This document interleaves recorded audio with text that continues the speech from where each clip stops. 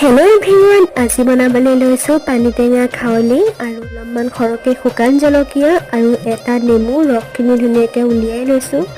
আৰু এতিয়া এইখিনি ধুনীয়াকৈ মিক্স কৰি ল'ম।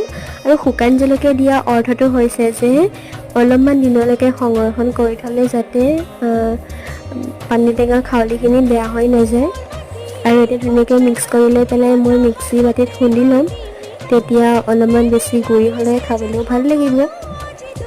আৰু মই ইয়াতে নিমখ ব্যৱহাৰ কৰা নাই, যেতিয়া খাবলৈ ল'ব তেতিয়া নিমখ ব্যৱহাৰ কৰিম।